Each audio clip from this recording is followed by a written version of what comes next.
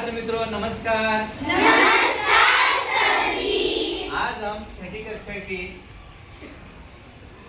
हिंदी पुस्तक में से बसंती हवा ये जो कविता है, कवि का नाम है केदारनाथ अग्रवाल लिखित, ये कविता पेश करने वाले हैं। बहुत ही सुंदर और सरल आवाज में। क्या आप तैयार हैं? हाँ। चलिए हम गाने के लिए भी तैयार होंगे।